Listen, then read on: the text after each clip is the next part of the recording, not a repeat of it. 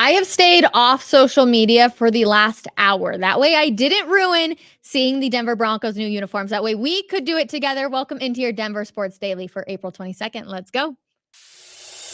Taking you through your morning headlines, it's Denver Sports Daily with Rachel Vigil. It's been 27 years since the Denver Broncos got new uniforms, and there's also talk of possibly 3 different helmets. I have not seen anything on it. I've stayed away from the group text messages. I've stayed away from people texting me and stayed off of social media. That way we could do it together. My full reaction, I'm a little nervous. I'm not going to lie. I literally have not heard anything on this. So I'm like, all right, let's see. Oh, wait, I just saw one. The classics are back. Okay. I like the blue. I like the orange. The striped socks are interesting. I'm going over to the Denver Broncos Twitter. Hold on. I'm going to share my screen too after I do the initial reaction. But essentially, I just want to see. The blast from the past is cool. I do like that. Okay. The sunset orange home jersey. Not bad. The summit white.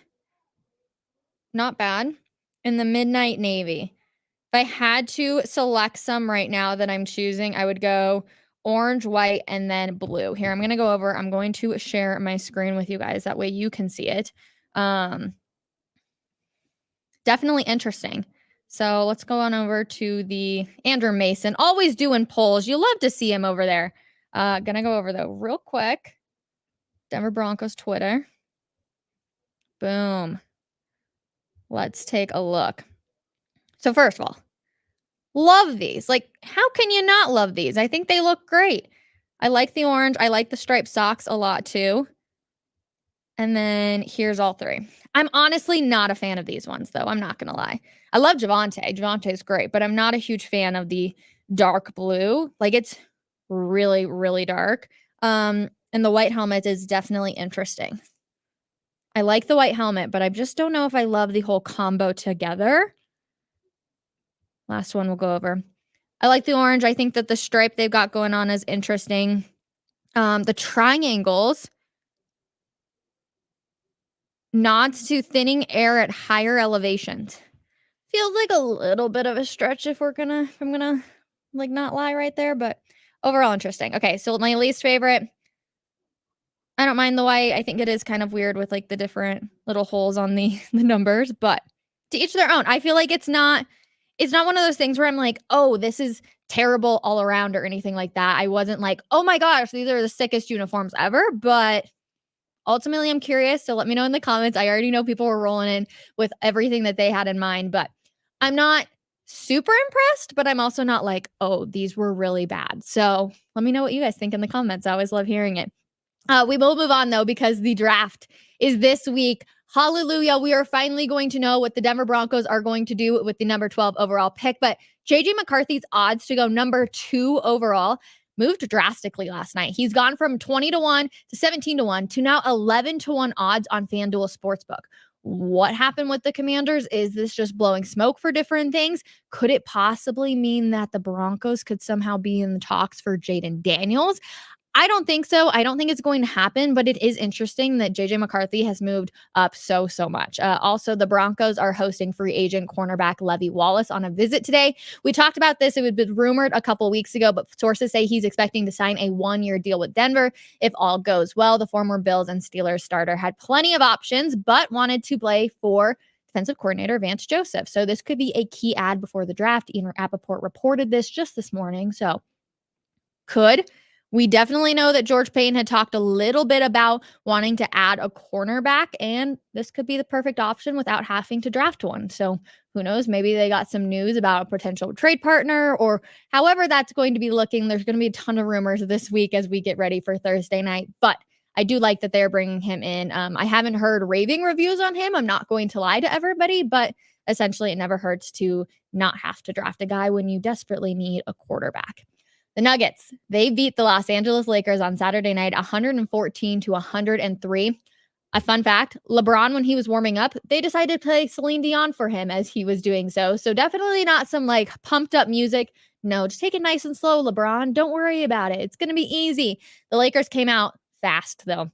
10 fast break points, and they led by 8 at the end of the first quarter. You can tell they threw everything that they had at the Denver Nuggets to start. DeAndre Jordan comes into the game. Hello, DJ. Great to see you. We haven't seen you in too many minutes this year, but with Aaron Gordon essentially getting some early fouls, it was good to see DJ be able to go out there. Now, MPJ, we're going to touch on him in just a second too, but he went 0 from 2 from wide open threes to start the game. It's been a really tough week for his family. Like I said, we will get into that. And then at halftime, it was 60-57, and the Lakers just figured it out. I think personally, the Nuggets figured it out. The Lakers got really, really tired. And I think their legs and the altitude finally ended up happening to them. And here was another crazy stat. The Nuggets took 6 free throws. Just 6. And it was the third time in NBA history that a team has won a game with 6 or fewer free throw attempts.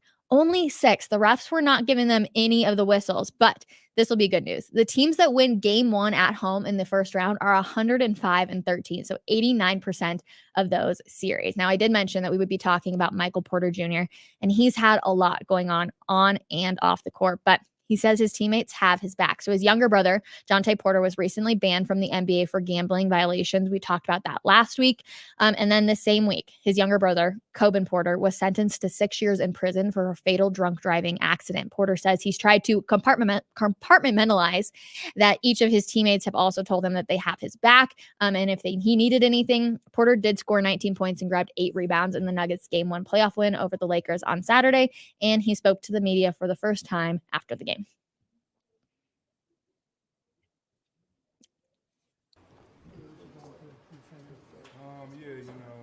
think definitely tried to compartmentalize. Some bad and sad stuff happened to a couple of my brothers, but I got 15, 16 more brothers in here, so I knew I had to be here for them and come in here and do my job and try to prepare to do it at a high level. Yeah, can you speak to how the team has rallied?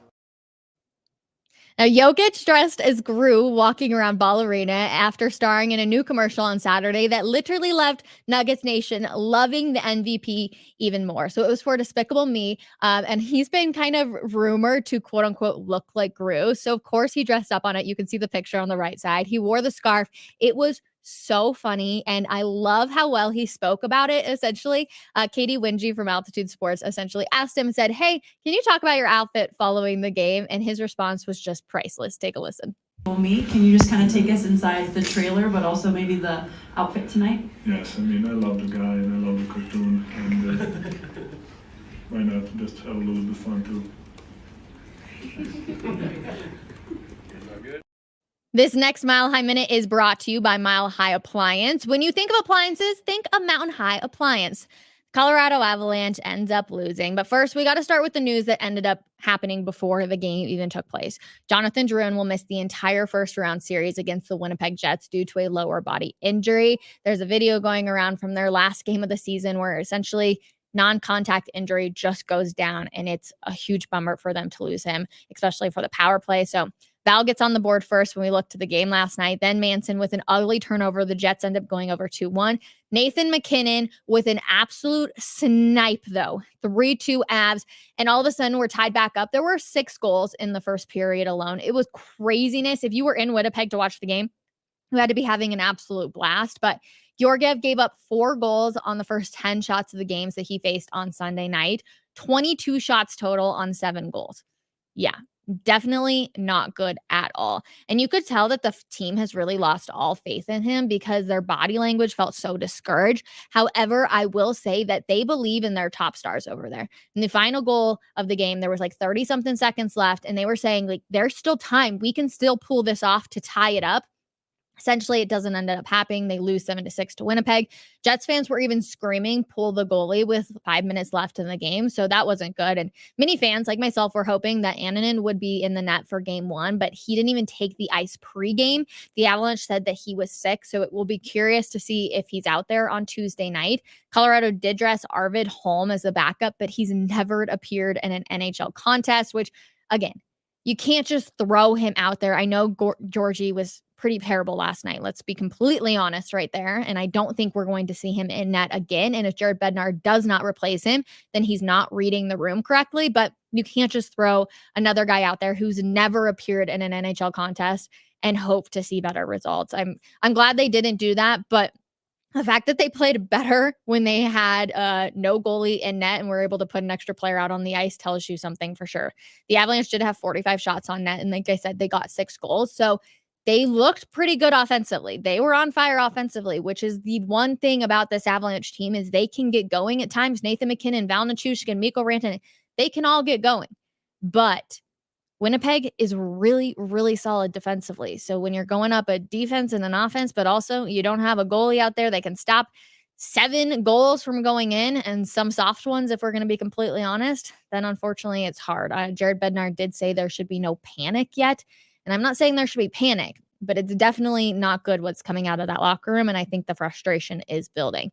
Colorado Rockies, they are the first MLB team to trail at any point in each of their first 22 games of the season since the Washington Senators trailed in their first 32 games in 1957. They ended up losing yesterday 10-2. And they will take on the Padres at 6:40 p.m. all this week. So make sure you tune in for that if you want to watch the Rockies probably lose some more games. Not to be too harsh on this Monday, but last thing we got for you on this day. Today marks the end of the NBA's exclusive media rights negotiation window for its current broadcasters, ESPN and TNT. So after midnight, other bidders can present offers for new deals that will start for the 2025-2026 season. The NBA is exploring long-term media right deals with streaming giants like Amazon and NBC. I know some people do not like the streaming. They want to see it on their cable TV, but unfortunately, the future is here and it does involve streaming. So this move could potentially allow streaming services to broadcast major games, including conference finals and the finals, as part of a 10-year or longer deal. ESPN and TNT are working to retain the rights while the NBA aims to add at least one more package. No deal has been reached yet, but there is progress in the negotiation. So streaming could be coming to the NBA finals, everybody. Buckle up. I always love reading your guys' comments, so thank you so much for hanging out with me for a little bit of your day every single day. The New Jerseys aren't that bad, a little too Charger-esque, but they pass overall. Does anybody else not like the blue jerseys? The orange and the white, I'm like here for. I think they're fine, but I'm just not a big fan of the blue jerseys. I don't know.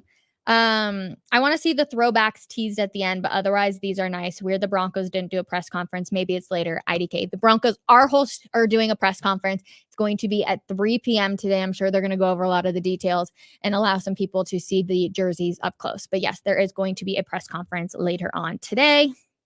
I like the throwback jerseys. I'm not going to lie. I think those are honestly the sickest ones that they got. We desperately need Annunen to get healthy. Yes, they do so badly. I don't think that Georgie can start another game for this Colorado Avalanche unless something goes terribly wrong and Annunen can't go back out there. You know, there's a Darcy Kemper eye situation or something, but I do think that they need to read the room and move on from Georgie because giving up 7 goals is just unacceptable, to be completely honest with you. And it's not all on Georgie. Like, there were some soft goals, don't get me wrong, but also defensively, they were just not good. Cale Makar, Devon Toews, they got to be able to help protect the net. You can't have sloppy turnovers in front of the goal. I don't know. There was a lot of frustrating things. And don't get me wrong, number one was Georgie, but there were other things that ended up resulting in some of those goals too. So you can't put all the blame on Georgie. Good morning, Rachel. Good morning. Thank you so much for hanging out with me for just a little bit of your time on this Monday. It's going to be a very busy week, so buckle up, everybody. Last one I'm going to get to. Avs team needs to play some defense. Yes, MPJ will be good. MPJ handled himself so well on Saturday night. I can't imagine the emotional week that him and his family have gone through. And it's hard because, yes, some really bad things happen to other people, but I still think we can all be human and, kind of, I don't know the exact words I want to use because they did this to themselves essentially, which is so sad and hard. But I do think we are all human and we need to give a little bit of that, respect to people that are going through hard times. So MPJ, I hope he knows that he's got everybody here in the Mile High City rooting for him, of course. And the way he talked to the media, I really did appreciate. He was super open and honest, and you could tell he had a lot on his heart and his head that day. So, and hopefully he's just able to keep up the great work out there on the court because he's been so much fun to watch. All right.